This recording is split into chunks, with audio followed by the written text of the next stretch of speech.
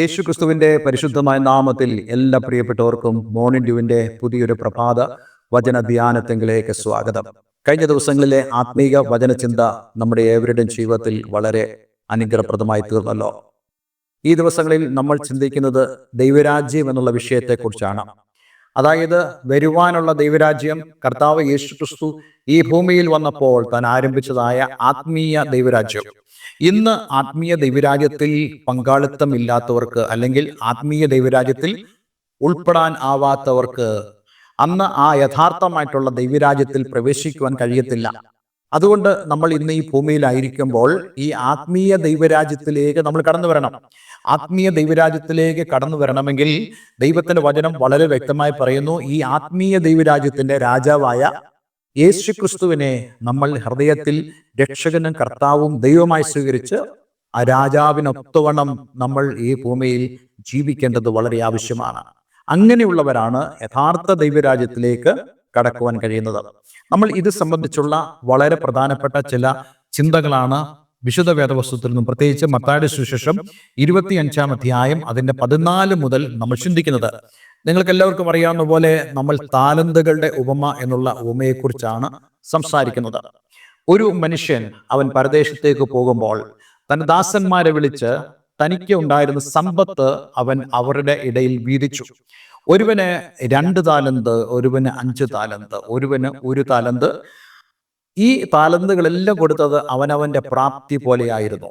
ഇതുപോലെ തന്നെ ദൈവം നമ്മളോട് പറയുന്നത്, നമുക്ക് ലഭിച്ചതായ പ്രാപ്തിക്കനുസരിച്ച് നമുക്ക് പ്രയോജനപ്പെടുത്തുവാൻ കഴിയുന്നതായ രീതിയിലാണ് ദൈവം നമുക്ക് റിസോഴ്സുകൾ, വിഭവങ്ങൾ, അതേപോലെ തന്നെ ദൈവം തൻ്റെ സമ്പത്ത്, തൻ്റെ അനുഗ്രഹങ്ങൾ നമുക്ക് നൽകിയത്.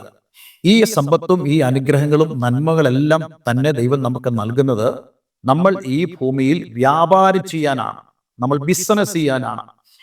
ബിസിനസ് ചെയ്യുക എന്ന് ഞാൻ നിങ്ങളോട് പറയുമ്പോൾ നിങ്ങൾ തെറ്റിദ്ധരിക്കരുത്. മറിച്ച് നമ്മൾ അതിനെക്കുറിച്ച് മനസ്സിലാക്കേണ്ടത് നമ്മൾ അതിനെ പ്രയോജനപ്പെടുത്തണം എന്നുള്ളതാണ്. എന്ന് മാത്രമല്ല, നമ്മളുടെ മനോഭാവം, എനിക്ക് ദൈവം തന്നതായ കഴിവുകൾ, താലന്തുകൾ, അവസരങ്ങൾ, ആത്മീയമായ അനുഗ്രഹങ്ങൾ, ഇതെല്ലാം ദൈവത്തിൻ്റെതാണ് എന്നുള്ളതായ ഒരു ചിന്ത നമ്മുടെ ഉള്ളിൽ ഉണ്ടാകണം. ഈ ചിന്തയിൽ നിന്നുകൊണ്ട് നമ്മൾ ഒരു കാര്യം മനസ്സിലാക്കണം, നമ്മൾ ഇതെല്ലാം തന്നെ ദൈവത്തിന് മടക്കി കൊടുക്കാനുള്ളതാണ്. അതായത് ഇതിനുള്ള കണക്ക് നമ്മൾ ദൈവത്തിന് മുമ്പാകെ ബോധിപ്പിക്കേണ്ടി വരും. വളരെ ഒരു പ്രധാനപ്പെട്ട ആശയം കൂടെ ഞാൻ നിങ്ങളോട് പറയാൻ ആഗ്രഹിക്കുന്നുണ്ട്. ഈ 3 പേര് താലന്തുകളെ വാങ്ങിച്ച് ബിസിനസ് ചെയ്ത് യജമാനൻ വളരെ നാളുകൾക്ക് ശേഷം മടങ്ങി വന്നപ്പോൾ ഇവർ ഓരോരുത്തരായിട്ട് അവന്റെ മുമ്പാകെ നിൽക്കേണ്ടതായിട്ട് വന്നു. ഇത് നമുക്ക് തരുന്നതായ സൂചന വളരെ വലുതാണ്. കർത്താവ് യേശു ക്രിസ്തു കടന്നു വരുമ്പോൾ അവന്റെ മുമ്പാകെ നമ്മൾ നിൽക്കുന്നത് ഒരു ടീമായിട്ടല്ല, ഒരു ചർച്ചായിട്ടോ, ഒരു സമൂഹമായിട്ടോ, ഒരു ഫാമിലി ആയിട്ടോ അല്ല നമ്മൾ നിൽക്കാൻ പോകുന്നത്. മറിച്ച് നമ്മളെല്ലാവരും ഇൻഡിവിജ്വലി, വ്യക്തിപരമായി, പേഴ്സണലി അവന്റെ മുമ്പാകെ നമ്മൾ നിൽക്കേണ്ടി വരും. അപ്പോൾ വാസ്തവത്തിൽ നമ്മുടെ കരങ്ങൾ ബലപ്പെട്ടിരിക്കുമോ എന്ന് വിശുദ്ധ വേദപുസ്തകം ചോദിക്കുന്ന പോലെ തന്നെ അന്നാളിൽ അവൻ നമ്മോട് കണക്ക് ചോദിക്കുമ്പോൾ നമ്മുടെ കൈകൾ ബലപ്പെട്ടിരിക്കുമോ? ബലപ്പെട്ടിരിക്കണമെങ്കിൽ നമ്മൾ ഈ ആദ്യത്തെ 2 ദാസന്മാരെ പോലെ ആകണം. അവരിൽ എന്താണ് കർത്താവ് അന്വേഷിക്കുന്നത്, അല്ലെങ്കിൽ ഈ യജമാനൻ അന്വേഷിക്കുന്നത്?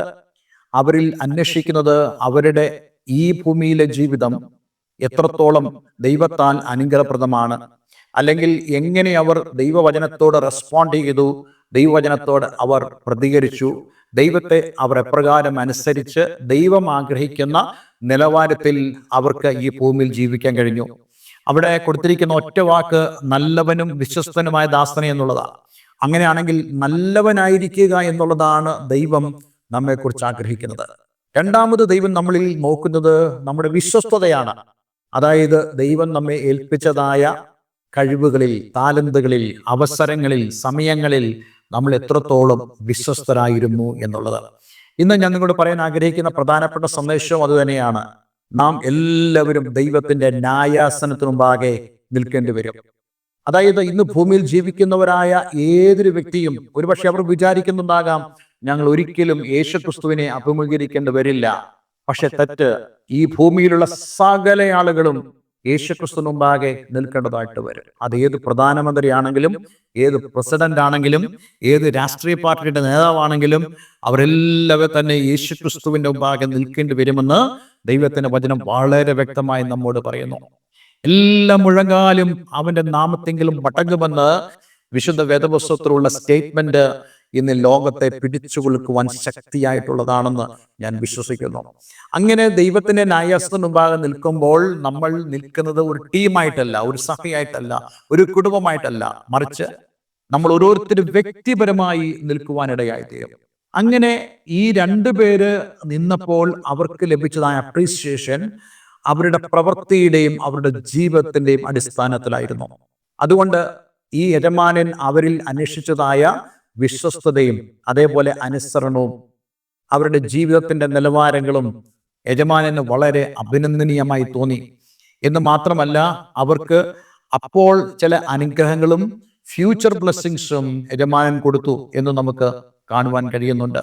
അതേപോലെ തന്നെ യജമാനൻ പറയുന്നു, നിങ്ങൾ എൻ്റെ സന്തോഷത്തിലേക്ക്, അവരുടെ സന്തോഷമല്ല, എൻ്റെ സന്തോഷത്തിലേക്ക് പ്രവേശിക്കുക എന്നുള്ളത്, അതായത് യേശുവിൻ്റെ മഹത്വത്തിലേക്ക് പ്രവേശിക്കുക എന്നുള്ള ഒരു വലിയ ക്ഷണം അവർക്ക് ലഭിക്കുകയാണ്.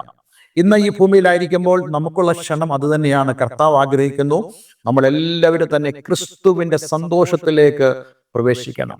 നിങ്ങൾ അതിനെക്കുറിച്ച് ചിന്തിച്ചിട്ടുണ്ടോ? വിശുദ്ധ വേദപുസ്തകം അതിനെക്കുറിച്ച് പറയുന്നുണ്ട്. കർത്താവിന്റെ സന്തോഷത്തിലേക്കാണ് നമ്മൾ പ്രവേശിക്കേണ്ടത്. ഈ ലോകത്തിന് സുഖ സൗകര്യങ്ങളിലേക്കല്ല നമ്മൾ പ്രവേശിക്കേണ്ടത്. ഈ ലോകത്തിൽ നമുക്ക് ചില സുഖ സൗകര്യങ്ങൾ ലഭിച്ചുവെങ്കിലും എത്ര സുഖ സൗകര്യങ്ങൾ ലഭിച്ചാലും നിത്യതയിൽ ലഭിക്കാൻ പോകുന്ന ആ സന്തോഷത്തോളം അത് ഒന്നുമല്ല എന്ന് മനസ്സിലാക്കി നമ്മൾ ജീവിക്കുന്നവരാകണം എന്നുള്ളതാണ് ദൈവം നമ്മെ കുറിച്ച് ആഗ്രഹിക്കുന്നത്. നമ്മൾ ഇന്ന് ചിന്തിക്കാൻ പോകുന്നത് മത്തായിയുടെ സുവിശേഷം 25-ാം അധ്യായം 24-ാം വാക്യമാണ്.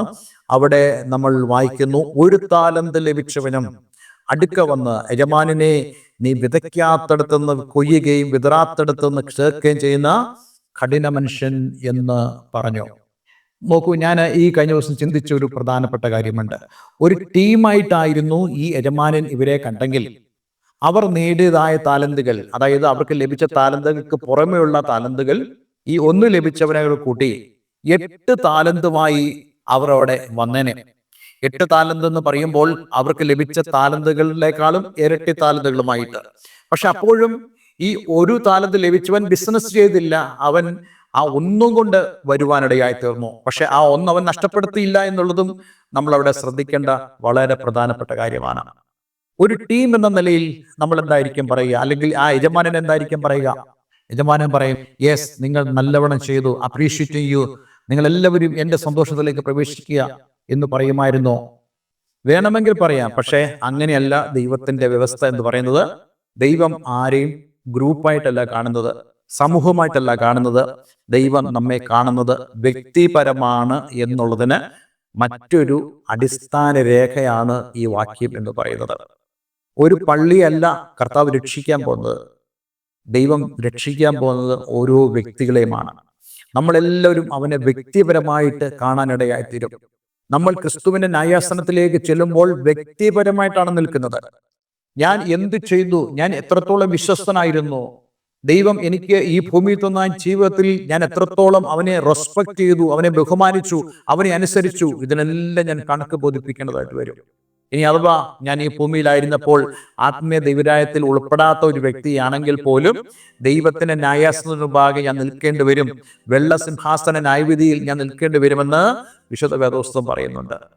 പക്ഷെ നമ്മൾ ഓരോരുത്തരും ഈ ഒരു യാഥാർത്ഥ്യത്തെ മനസ്സിലാക്കിയും അതിനെ മുന്നേ തന്നെ കണ്ടുകൊണ്ടും വേണം ജീവിപ്പാൻ. ഈ മനുഷ്യന്റെ ഒരു പ്രത്യേകത നോക്കണേ. ഈ മനുഷ്യന് ഈ യജമാനനെ അറിയാമായിരുന്നു. ഈ യജമാനനെ അവൻ എങ്ങനെയാ അറിഞ്ഞെന്നാണ് ഇവിടെ കാണാൻ സാധിക്കുന്നത്. അവൻ പറയുന്നു, യജമാനനെ നീ വിതയ്ക്കാത്തടത്തുനിന്ന്, വളരെ വ്യക്തമായി അവൻ ചൂണ്ടിക്കാണിച്ചുകൊണ്ട് പറയുന്നു, നീ വിതയ്ക്കാത്തടത്തുനിന്ന് കൊയ്യുകയും വിതറാത്തടത്തുനിന്ന് ശേഖരിക്കുകയും ചെയ്യുന്ന കഠിന മനുഷ്യൻ എന്ന് ഞാൻ അറിഞ്ഞു.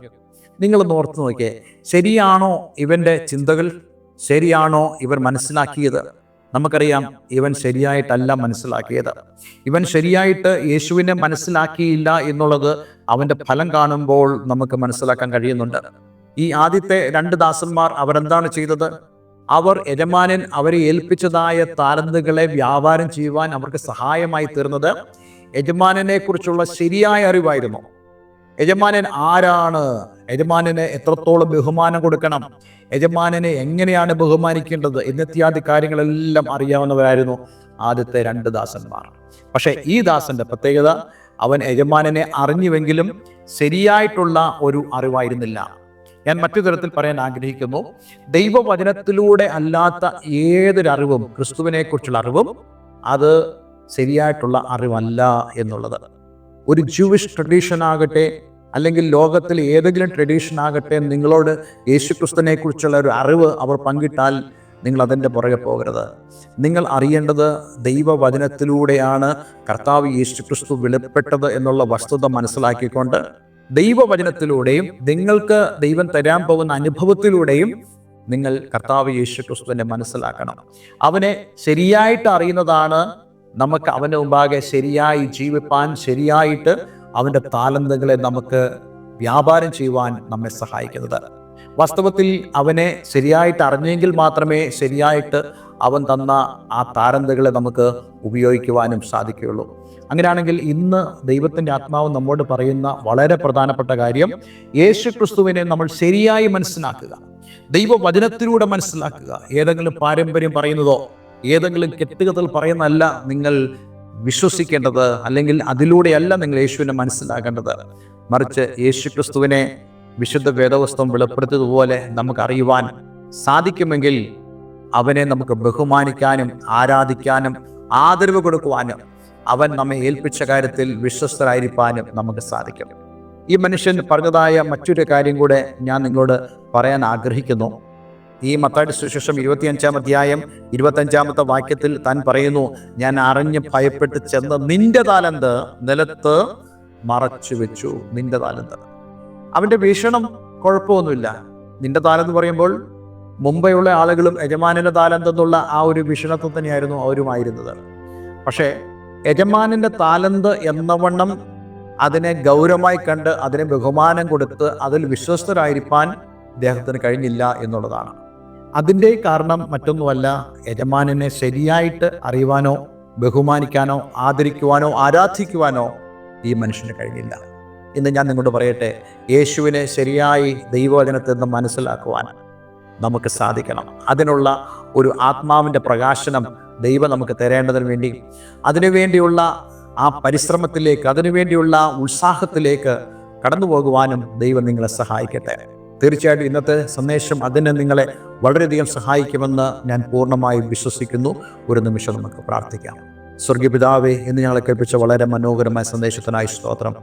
ഞങ്ങളെല്ലാവരും തന്നെ ക്രിസ്തുവിൻ്റെ ന്യായാസനത്തിന് മുമ്പാകെയും അതേ വെള്ളസിംഹാസനത്തിൻ്റെ മുമ്പാകെയൊക്കെ ഞങ്ങൾക്ക് വ്യക്തിപരമായി നിൽക്കേണ്ടി വരും എന്നുള്ള സൂചന വിശുദ്ധ വേദോസത്വം ഞങ്ങൾ മനസ്സിലാക്കുന്നു.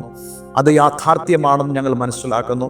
ഒരു സഭയായിട്ടോ ഒരു കൂട്ടമായിട്ടോ അല്ല ഞങ്ങൾ യേശുവിനെ ഫേസ് ചെയ്യേണ്ടത്, അഭിമുഖീകരിക്കേണ്ടത്, മറിച്ച് ഞങ്ങൾ വ്യക്തിപരമായി അവനെ അഭിമുഖീകരിക്കേണ്ടി വരും.